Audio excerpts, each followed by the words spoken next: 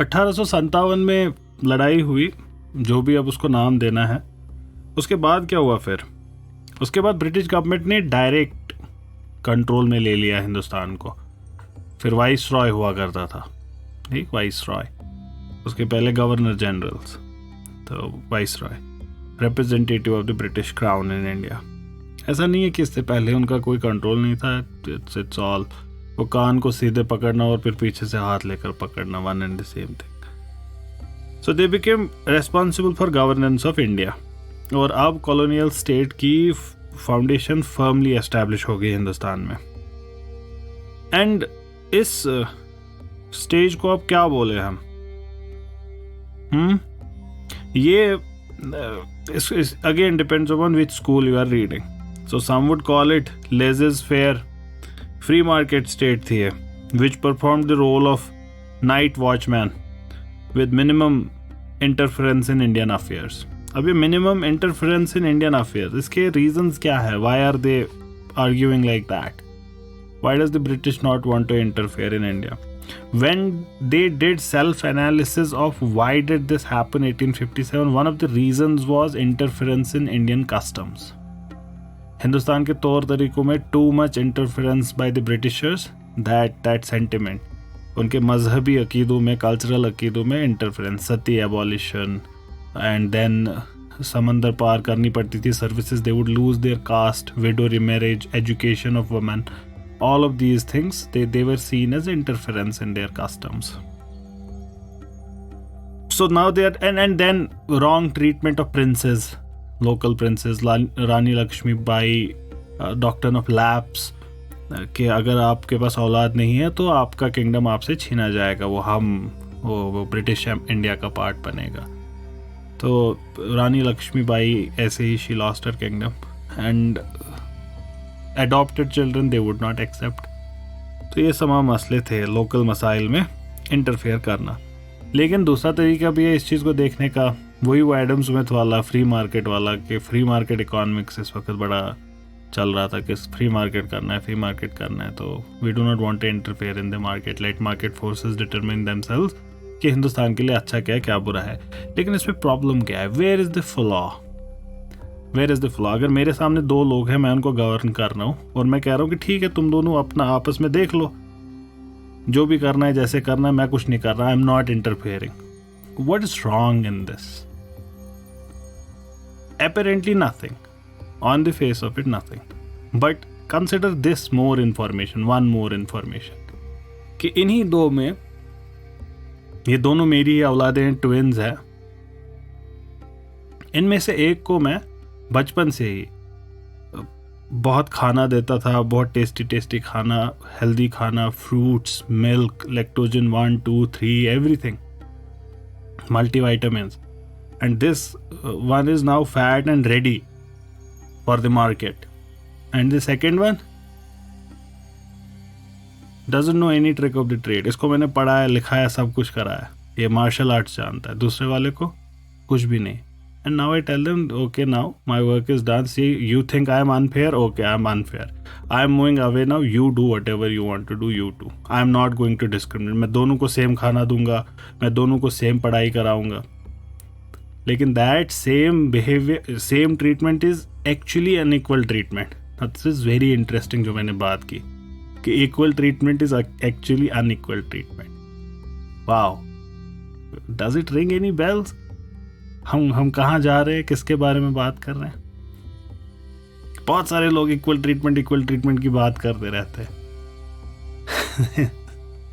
and they are actually talking about arguing for unequal treatment. So that's the problem here. हमारे author कह रहे हैं कि ये हिस्टोरिकल फॉल्सहुड है जो ये कह रहे हैं कि हम इंटरफेयर नहीं करेंगे इंडियन अफेयर्स में। ये जो कॉलोनियल स्टेट है, इनके रूल्स क्या हैं? They are pro landlord, pro money lender, pro princes, pro British economic interests. ये अभी भी हैं उनके खुद के फायदे वाले कानून। क्वीन विक्टोरिया की प्रोक्लेमेशन 1858 की, जब हिंदुस्तान को तावील में लिया उन्होंने, we shall respect the rights, dignity and honour of the native princes as our own. We know and respect the feelings of attachment with which the natives of India regard the land inherited from their ancestors. We desire to protect them in all rights connected therewith, subject to the equitable demands of the state. लेकिन ये जो promises हैं queen के, these are only to seek social support. इनको to turn these native princes and landlords into collaborators.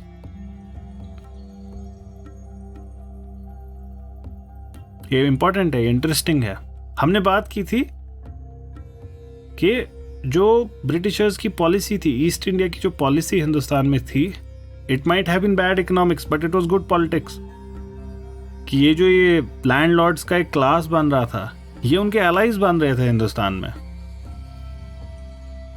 लेकिन ये हमको कैसे पता चला कि had they become allies of India और नॉट?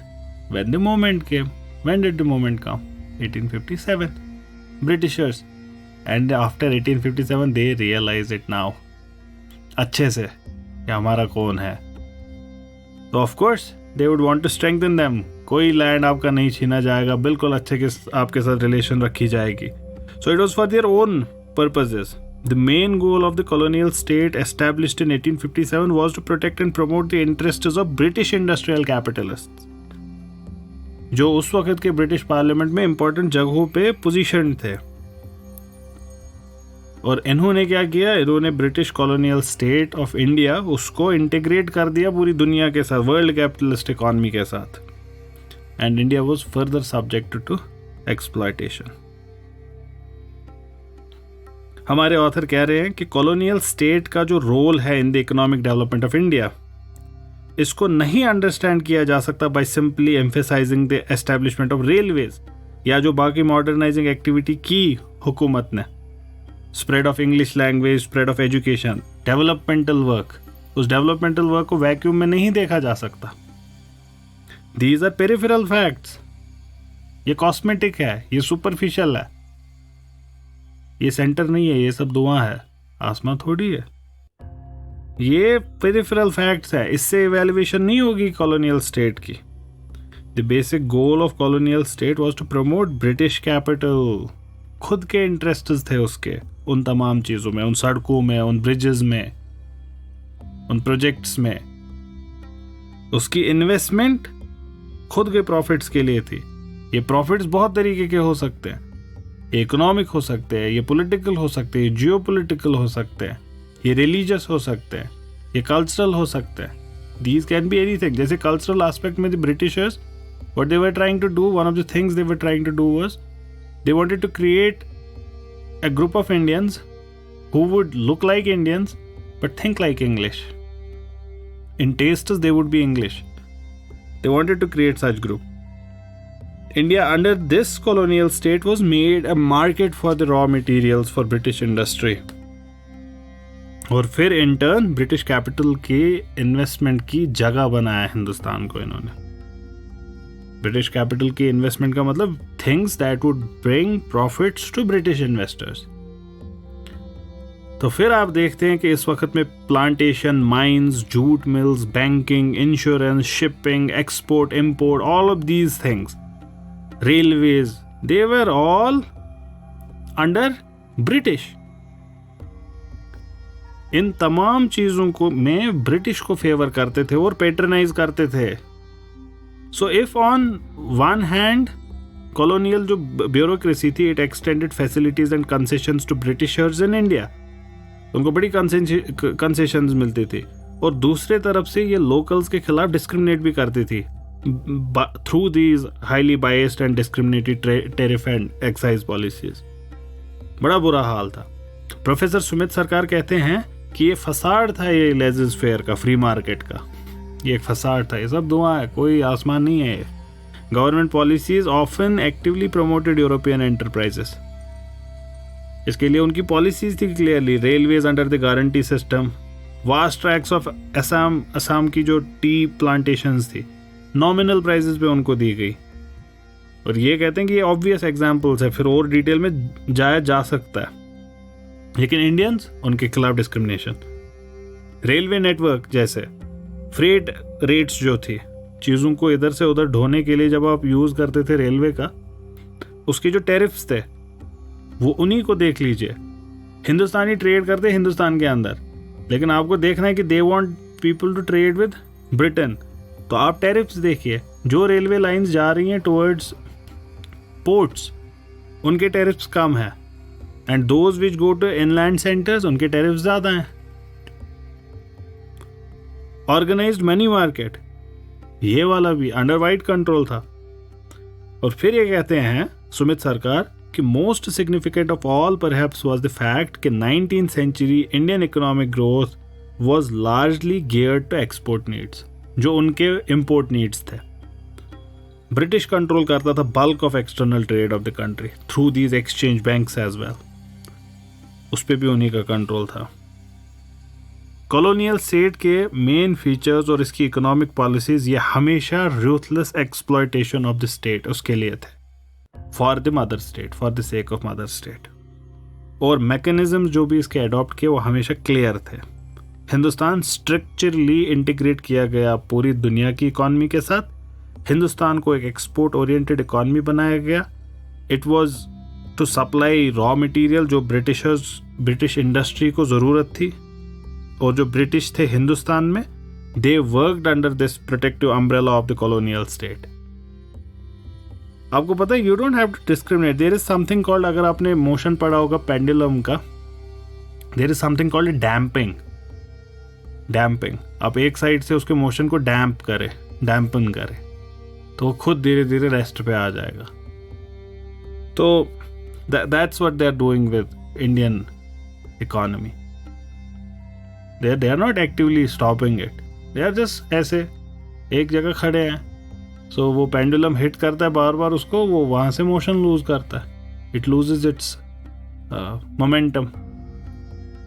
ब्रिटिशर्स का जो ब्रिटिश इंटरेस्ट्स थे, उनके ऊपर पूरी प्रोटेक्टिव अम्ब्रेला थी कॉलोनियल स्टेट की, जो प्रोटेक्ट करती थी और सेफ गार्ड करती थी उनके इंटरेस्ट्स को। ऐसे मान लीजिए कि कहीं पे लूट मार है, बड़े वहाँ पे डकैत है, डाकू है, वहाँ पे दुकानें हैं, ये तरक्की नहीं करेंगे। ठीक है, क्यों? क्योंकि डकैत है। ये ब्रिटिशर्स ने लाए? नहीं लाए। ये हैं कहाँ के? यहीं के हैं। ये डिस्क्रिमिनेट करते हैं क्या हिंदू मुस्लिम में, अंग्रेज इंडियन में? नहीं करते। अब क्या करें? अब वहाँ पे एक यूरोपियन ने भी दुकान खोल लिया अपनी। ये मिसाल है, ये मिसाल से समझने के लिए। यूरोपियन ने भी दुकान खोली, अपने रिस्क पे खोली, सब कुछ किया। अब क्या करेगी गवर्नमेंट? वो प्लेस करेगी वहाँ पे सिक्योरिटी। ठीक है, सिक्योरिटी सबके लिए है, अच्छी बात है। लेकिन ये सिक्योरिटी को कॉल आता है कि सर डकैत आ गए। कौन सी वाली साइड आ गया? Sir northern side. ओके, आ रहे। अब पहुंचते हैं, 4 घंटे बाद डकैत निकल गए। अब कुछ देर बाद कॉल आता है, सर डकैत आ गए। कहाँ आ गए? Sir southern side. जल्दी टीम लेकर पहुंच गए। क्यों? सदर्न साइड पे यूरोपियन दुकान है। ये सिस्टमेटिक जो ये होता है ना ओवर द लॉन्ग रन, ये एक इंसिडेंट आइसोलेटेड कुछ नहीं कर सकता, लेकिन जब ये systematically over the long run होता है, it creates huge effects. So colonial state का फाइनल कलर रेशियल एक्सप्लॉयटेटिव। आप एक इंसिडेंट नहीं दिखा सकते, ये देखो यहाँ पे आपने ये किया, लेकिन ये जब ओवरऑल हो रहा है, it creates big differences for the state. And Indian economy was sucked for British interests. फिर क्या हुआ? फिर 20वीं सदी आती है, 2 वर्ल्ड वॉर होते हैं। There is a change in this trend. It provided an opportunity Hindustani capitalist class के डेवलपमेंट के लिए, क्योंकि वो खुद अब जंग में पार्टिसिपेंट है। तो हिंदुस्तान में इस वक्त बड़ा इंडस्ट्रियल डेवलपमेंट हुआ। Chemical factories, textile, sugar, jute, all of these things are happening. World wars का ब्रिटिश इकोनॉमी पे भी बड़ा इम्पैक्ट था। This was changing, that India only being a destiny of British exports, क्योंकि ब्रिटिश अब खुद है ना बिजी वहाँ पे वॉर में, तो it is changing as well. Economy और Second World War, this also compelled British to induce development of indigenous industries. They realized it कि no, we would not be able to fund our war alone. We would need more of it. And where would we get it from? The best position they had was the Indian colony. So now what they are doing, they are trying to develop indigenous capital class in India. So what have we learned till now? क्या समझे हम अभी तक? हमने देखा कि colonial state was a powerful system of exploitation of India and this was done for the British interests. दूसरा हमने देखा कि 2 वर्ल्ड वॉर्स जो थे उन्होंने ऐसी सिचुएशंस क्रिएट की जिसने इंडियन कैपिटलिस्ट क्लास को डेवलप करना शुरू कर दिया। और इस सारे डिस्कशन का जो हमने पिछले इतने सारे सेशंस में कवर किया उससे हमको ये पता चलता है कि British left India in a very bad state. They left a very stagnant economy. हमने बात की कि डेवलपमेंट ऑफ इंडस्ट्रीज हुई but they were not for the sake of India, they were for the sake of British interests. हमने बात की कि basic industry, heavy machine tools, steel, capital goods, इनको डेवलप करने की बहुत ज़्यादा ज़रूरी थी ताकि हिंदुस्तान में इंडिजीनस इंडस्ट्रियलाइजेशन हो सके, लेकिन ब्रिटिश इनमें से किसी भी चीज़ में इंटरेस्टेड नहीं थे। हमने देखा Indian agriculture suffered the most, और हमने देखा कि लोग उसमें बहुत पार्टिसिपेंट थे and those people suffered the most, the peasant suffered the most. So the direct consequence of British rule over India was low per capita income, low agricultural output, low level of saving, under developed infrastructure, low level of human skills. So sum total इस discussion का है one country benefited, another was almost at the verge of perishing. But what's happening simultaneously? उसको अगले session में देखेंगे।